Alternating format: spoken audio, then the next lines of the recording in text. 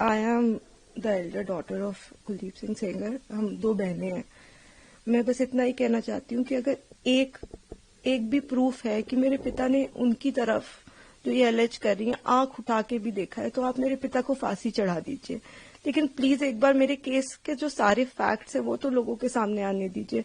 हम बहुत ही मुश्किल से जुडिशरी के पास गए थे। हमारे अपील में हमने सारे फैक्ट्स फाइल किए हुए हैं। उन्होंने अपनी टाइमिंग 3 बार बदली है। पहले उन्होंने कहा दोपहर 2 बजे, फिर उन्होंने एक मीडिया स्टेटमेंट दिया, उन्होंने कहा नहीं 2 बजे नहीं हुआ, शाम को 6 बजे हुआ। ये उन्होंने ऐसे इसलिए किया क्योंकि ऑलरेडी एक फोटो है मेरे पिता की कि वो मम्मी के साथ एक इवेंट में मौजूद है 2 बजे।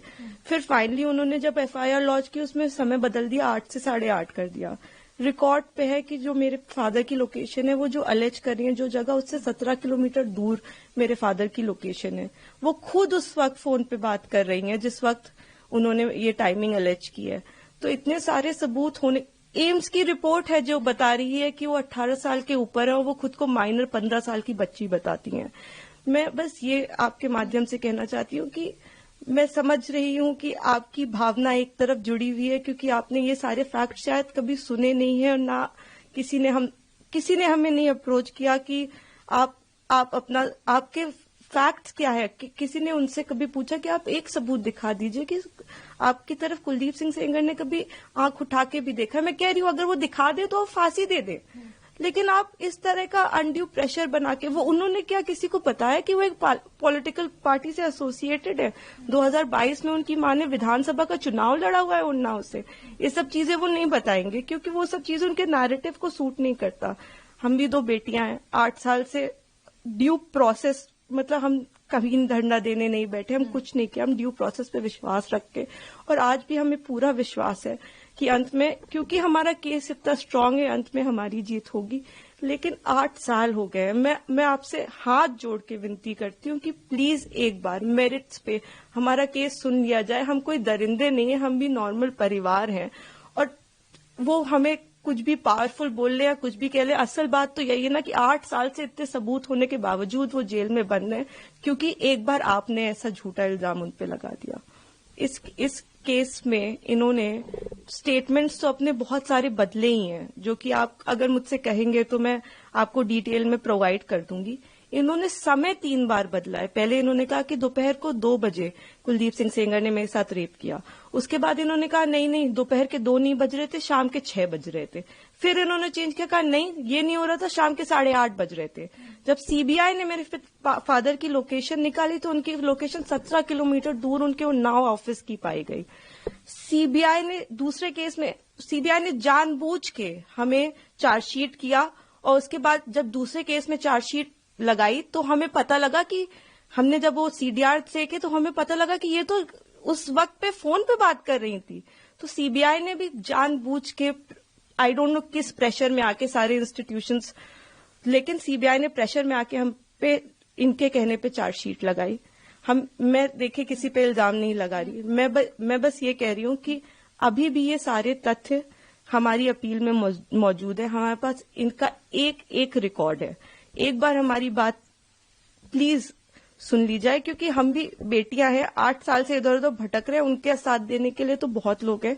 हम अकेले ही कोर्ट जाते हैं। अगर वो हमें गाली देते हुए भी हमारे बगल से निकल जाती हैं तो उनके पास सिक्योरिटी है, हमारे पास मैडम सिक्योरिटी नहीं है।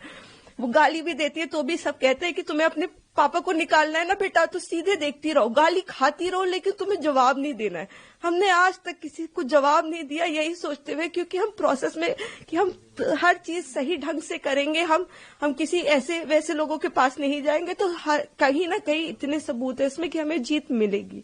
तो हम उसी का इंतजार कर रहे हैं। हमारी बस हाथ जोड़ के यही कि हम बिल्कुल विश्वास करते हैं, हम सारी संस्थाओं पे विश्वास करते हैं, लेकिन मैं बस इतना प्रे करना चाहती हूँ कि किसी के प्रेशर में आके कोई काम ना हो। आप सबूत देख के काम करिए। अगर सबूतों में हमारे जरा सा भी आपको गड़बड़ लगे तब आप ये काम करिए, लेकिन नहीं है। उनसे कहीं ना वो एक चीज सबूत दिखाए। वो बोलते हैं कि ट्रक वाला जो एक्सीडेंट बताते, कितनी मिस इन्फॉर्मेशन है कि 11 बार कि हो सकता है।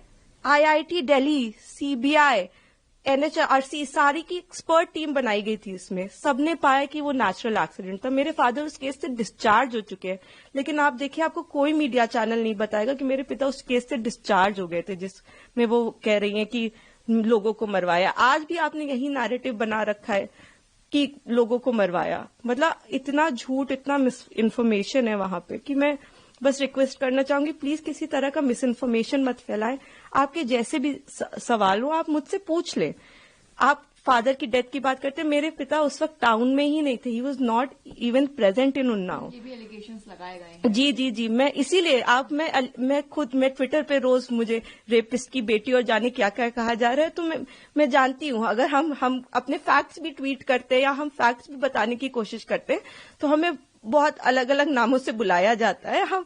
हम जवाब भी नहीं दे सकते क्योंकि सारी हमें पता है कि सारी संवेदनाएं वो सब एक तरफ जुड़ी हुई है। हम तो बेटियां है ही नहीं, लेकिन ठीक है हम सब झेल रहे हैं। लेकिन जो आप वही मैं कह रही हूँ ना कि तथ्यों पे कोई बात करे। आप कह रहे विटनेस, किस विटनेस को मरवा दिया? अगर एक रिपोर्ट है कि वो नेचुरल एक्सीडेंट था तो हमने कैसे वो कराया? आप बताइए ना। आईआईटी दिल्ली तो झूठ नहीं बोले, एक्सपर्ट टीम्स बनाई गई, इतना प्रेशर बनाया गया। मेरे घर में रोज रेड मारते थे, रोज मेरी माँ को परेशान करते थे, मुझको परेशान करते थे, क्योंकि उस वक्त भी इसी तरह मीडिया में प्रेशर बनाया गया था। तो मैं बस इतना ही, मैं सच में it's my humble request to all of you, आप पहले केस जान लीजिए, आपके जो भी सवाल हो आप कर लीजिए। मैं डॉक्यूमेंट्स लेके आपके सामने बैठने को तैयार हूं, लेकिन प्लीज किसी की कही सुनी बातों पे मेरे पिता के साथ ऐसा मत करिए। 8 साल से हम न्याय के लिए लड़ रहे हैं, प्लीज। जी, मैं सारी चीजें देख रही हूँ। मैंने आपको इसीलिए बताया कि कुछ उनके पॉलिटिकल अफिलिएशंस भी हैं और मुझे कोई वो बिल्कुल प्रोटेस्ट करे, लेकिन जहां वो प्रोटेस्ट कर रहे हैं उनसे आप एक बार जाके कह दीजिए कि आप प्लीज सबूत दे दीजिए, एक बार दिखा दीजिए कि क्या सबूत है कि कुलदीप सिंह सेंगर ने आपके साथ ऐसा ऐसा किया। एक बार मैं मीडिया के मेंबर से रिक्वेस्ट है कि कोई भी एक बार जाके उनसे पूछ ले कि आप एक सबूत दे दीजिए। मैडम, मैंने तो 6-7 पॉइंट बताए हैं, आप एक पॉइंट बता दीजिए कि ये सबूत है कि आपके साथ ऐसा ऐसा उस दिन हुआ, सिवाय आपके बोलने के, जिसमें भी आपने कई बार अपने बयान बदले हैं। आपने मेरे पिता पे आपने एक केस फाइल किया, अन्य लोगों पे 2.5 महीने बाद आपने सोच समझ के, शायद ये आप में से कम लोगों को पता होगा, 2000 में इनके चाचा हिस्ट्री शीटर हैं, उन पे 17 मुकदमे हैं, 17, and these are not put by us. मैं जब पैदा हुई हूं उसके पहले से मुकदमे चल रहे हैं, तो इसके पहले कि लोग इसमें भी कुछ सोचे। 17 मुकदमे सन 2000 में वो मेरे चाचा पे अटेम्प्ट टू मर्डर का उनके ऊपर केस चला है, वो इस वक्त तिहाड़ में बंद है, जो इनके चाचा है। तो आज की इनकी दुश्मनी नहीं है हमसे, इनकी दुश्मनी हमसे पुरानी है। तो बहुत सारे कारण हैं। अगर आप कोई भी मुझसे सवाल पूछना चाहते हैं तो आप मुझसे डिटेल पूछे, मैं सारी सवालों का आपका जवाब। मैं बस चाहती हूँ कि आप फैक्ट्स पे बात करें। आप एक बार, मैं भावनाएं समझती हूँ सबकी, किसी को भी, मैं खुद एक बेटी हूँ, मुझे ये कहानी किसी बच्ची की सुनाई जाती तो मैं भी शायद ट्विटर पे गालियां ही लिख रही होती, लेकिन उस कहानी में कितना सच है ये जान लीजिए कि दूसरी तरफ भी हैं बेटियां, दूसरी तरफ भी लोग हैं। जिस इंसान को आप इतना बुरा समझ रहे हैं वो नहीं है, वो 2 बच्चियों के। और मैं इसलिए नहीं कह रही कि आप आर्ग्यूमेंट्स वो लेके आए, लेकिन वो भी इंसान, क्या उन्होंने देखा भी आंख से? आप एक प्रूफ दे दीजिए और आप मेरे पिता को फांसी पे चढ़ा दीजिए। मैं कह रही हूं, अगर एक भी सबूत है कि मेरे पिता ने उस लड़की की तरफ आंख उठा के भी देखा है तो आप मेरे फादर को फांसी दें। लेकिन अगर वो सबूत नहीं है तो हमें पूरा हक है कि हमारे भी सबूत सुने जाएं। प्लीज हमें वो मौका दीजिए। बिल्कुल, आपने शायद डिटेल्ड ऑर्डर देखा होगा, उसमें आप मेरे जो सीनियर एडवोकेट रहे, उन्होंने, मिस्टर एन हरिहरन जी, उन्होंने सारे पॉइंट्स पे आर्ग्यू किया था। उन्होंने आर्ग्यू किया था कि ये माइनर नहीं थी, एम्स की रिपोर्ट है। उन्होंने आर्ग्यू किया था कि 3 अलग अलग इन्होंने टाइम बताए। उन्होंने आर्ग्यू किया था कि हमारे पिता की सीडीआर लोकेशन 17 किलोमीटर दूर की। उन्होंने आर्ग्यूमेंट किया था कि ये फोन पे है। आप, ऐसा नहीं है कि कोर्ट के सामने हमने जाके कह दिया हम पब्लिक सर्वेंट नहीं है और कोर्ट ने कहा कि आप रिहा हो जाइए। हमने सारा पूरी चीज कोर्ट के सामने प्रस्तुत की और हर चीज लीगली हुई है। मैं कह रही हूँ कि जो लोग ऑर्डर का ऑपरेटिव, आप पूरा ऑर्डर पढ़िए ना, कि क्या हमारी तरफ से सिर्फ एक ही आर्ग्यूमेंट किया गया है। हमने पूरी चीज, हमने 5 पॉइंट अपने कोर्ट के सामने रखे हैं। तो अभी आखिरी सवाल है मैम मेरा आपसे, अभी सुप्रीम कोर्ट ने ब्रीफ को आप कैसे देखते हैं? देखिए, ये तो आप लोग बेहतर समझते हैं कि वेकेशंस में, और आपने मुझे ऑलरेडी बताया ही, लेकिन हमें जुडिशरी पे पूरा विश्वास है। हम 8 साल से इसी विश्वास पे जिंदा हैं, क्योंकि हमें जुडिशरी पे विश्वास है, हमें इस प्रोसेस पे विश्वास है कि एक ना एक दिन इतने अच्छे सबूत हैं, और जब तक मैं जिंदा हूं तब तक तो वो कागज कोई नहीं मिटा सकता, वो फैक्ट्स कोई नहीं मिटा सकता। तो उन फैक्ट्स के होप में कि ये एक दिन सबके सामने आएंगे, मैं जिंदा हूं। और मैं यही कहना चाहती हूँ कि प्लीज किसी भी इंस्टीट्यूशन पे आप अपनी भावनाओं पे आके मत प्रेशर बनाएं।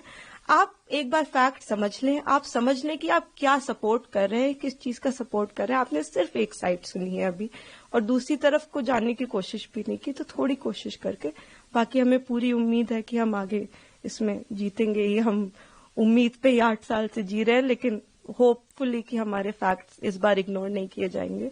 हमें पूरी उम्मीद है कि हम सुप्रीम कोर्ट से जीतेंगे। खबरों की रणभूमि में यहाँ शोर नहीं, सोच लड़ती है, जहां शब्द नहीं, फैक्ट्स वार करते हैं, और हर सवाल खोलता है सच की नई परत।